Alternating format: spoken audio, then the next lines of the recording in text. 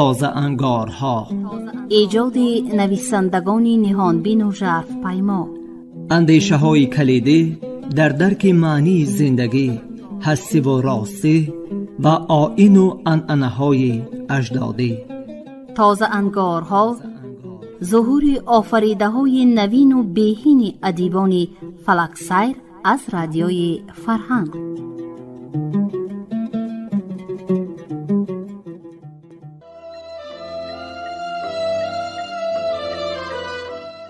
شنوندگان عزیز، علاقمندان گفتارهای ادبی رادیوی فرهنگ، حالا از سلسله گفتار تازه انگارها از خوان ایجادی نویسنده نامدار تاجیک بهمنیار از کتاب سرمده حکایه های دلپذیری را در قرائت نامزد علم‌های فیلولوژی عبدالجلیل امان به سمعتان میرسانیم. وقتی با او خبر آوردند که زرینی زرنگار دیگر از نزدی مسافری عقل باخته به پروا نمیگذرد، بلکه او را شادباش میگوید، چی حرفای با او رد و بدل میسازد، از قهر و از غضب به خود جای نشست نمیافت. هرچند فرمود یک نفر مجرم را در زمان حاضر کردند، با 1000 عذاب علیم پیش چشمش کشتند، تفس دلش پست نگشت. مسافر در کودک خرسن خواب بود، چون همیشه خوابی کودکانه داشت، مگر هم رویاهای همیشگی خود را میدید که لبخند میزد. بناگاه رویاها غیب زدند، حضور بیگانه را در خلوتگاه خود با تمام وجود احساس کرد، چون که میافتی و میخیزی.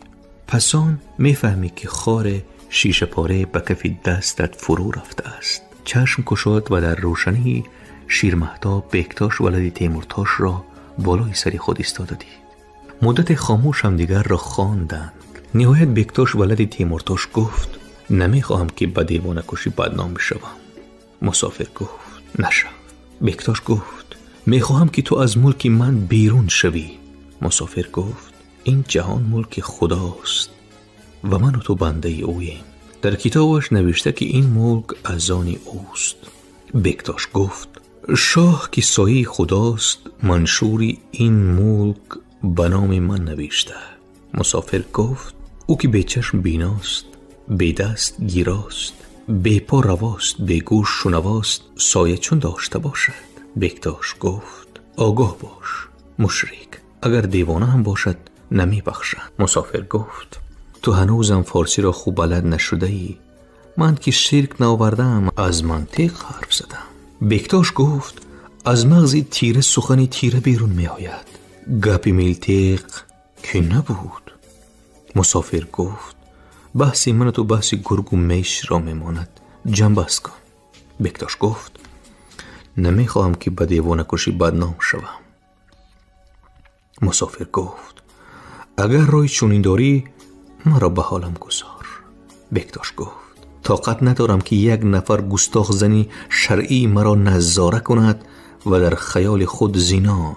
مسافر گفت: آرزوی من دیدن بود، دیدم، شنیدن بود، شنیدم، بهشت که خوردن ندارد. بکتاش گفت: پس چرا این ملک را ترک نمی کنی و سر و سودای به ما کم؟ مسافر گفت: زیرا دیگر فرقی ندارد. بکتاش گفت: خدا شاهد که گذشته با تو کردم حتی به پدری خود نکرده بودم. این را گفت و دور شد. مسافر در خلوتگاه خود با رویاهای خود تنها ماند و لحظه پس دقیق نمیدانست که بکتاش ولد تیمورتاش را در حقیقت دیده بود یا اون از رویای پیش نبود. چند روز دیگر گذشت، اما وضع بکتاش ولد تیمورتاش به نگشت. رشک و بدگمانی از زنش روز به روز می افزود. علم عیسی را از موسی می گرفت، باز به شغل دوست داشتش با 100 رنگ و 1000 علم کشتنی مجرمان و دشمنان گمانیش پرداخته بود. چون در این بین یک روزی روشن مسافر را در کودک سن کشته یافتند، هیچ تعجب نکردند، انگار به این که او را یک روزی روشن کشته می‌یابند. همه باور داشتند برعکس هر صبح او را زنده و پاینده دیده تعجب می‌کردند. وقتی خبری کشته شدن مسافر را به قلعه آوردند، بکتاش ولد تیمورتاش با تأسف سر جنبان گویاه چشمدار نبود که به ایمان جرأت نموده دست به جان دیوانه میزند.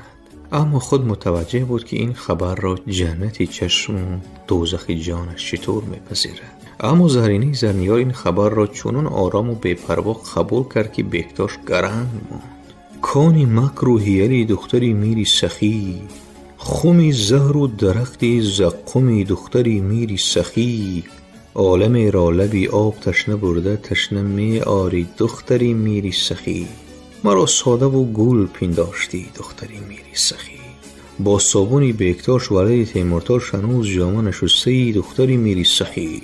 چند روز پس با او خبر آورند که زرینه زرنگار چون پیشینه نزدیک خانه مسافر مردم خرسند را همین طور نام می‌گرفتند توقف میکند. انگار مسافر را زنده میبیند که او را شادباش میگوید و چه حرفای نرم و شیرین رد و بدل میشود.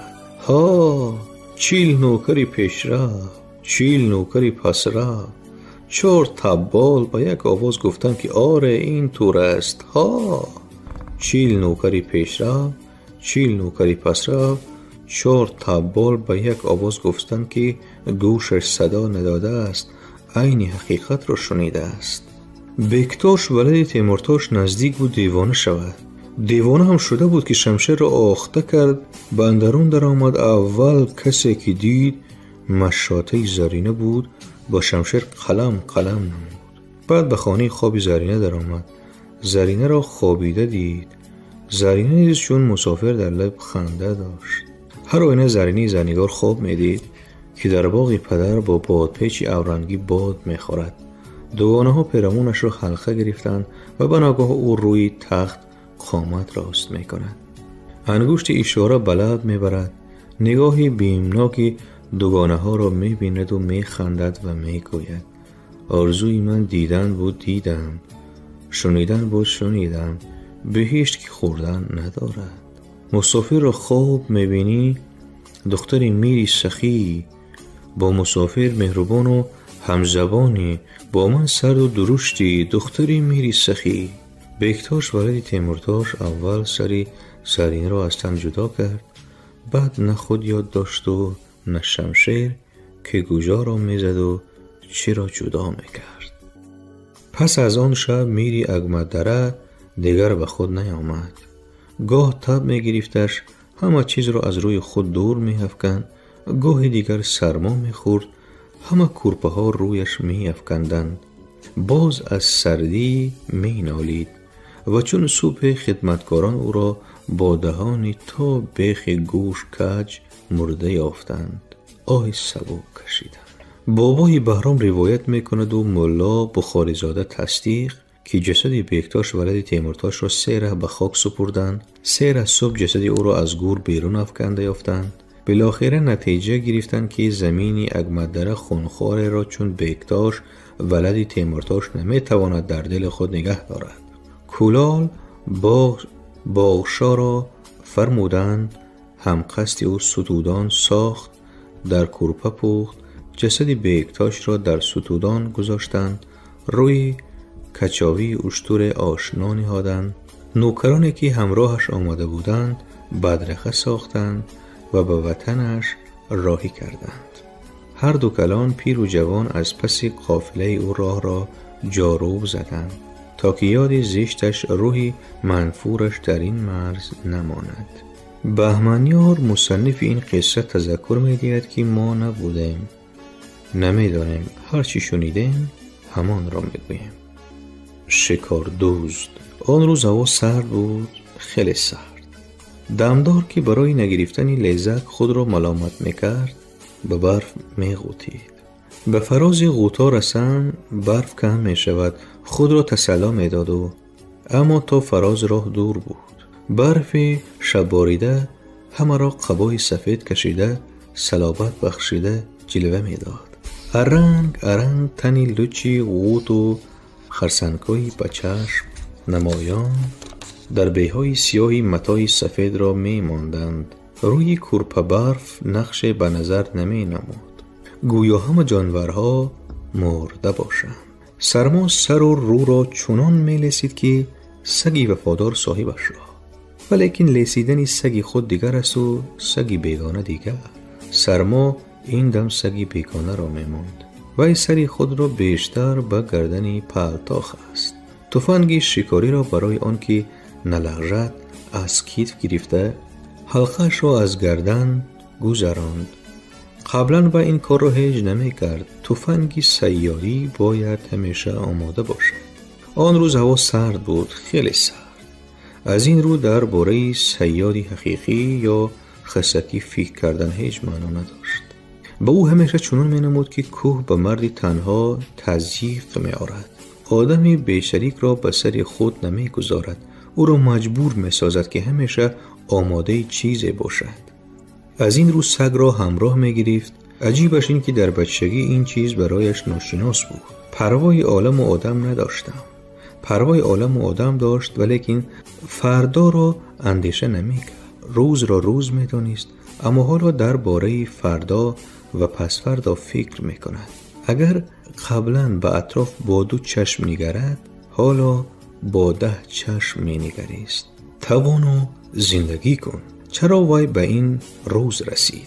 10 کپک ماده داشتن معنای 1 کپ داشتن را دارد. 1 کپک نر. این عقیده او منطقاً خطا باشد هم تفکری او را از زندگی تجسم میکرد. از بچگی از همسالان با چابکی و دلیری فرق کردن میخواست و به این موفق هم میشد. این عنایی در نظر بی‌ضرر به خودخواهی مطلق آورده رساند که شعارش عالم سوزد و کباب قلندر پزد بود. اما حالا گپ در این باره نیست. گپ در سری آن است که او تنها به شکار برآمد. پیشتر همیشه سگی دم و گوش بریده را همراه میگرفت. هرچند میدونست که از این سگ ضرر هست و فایده نیست، اما این سحر باشد سگ را نیافت.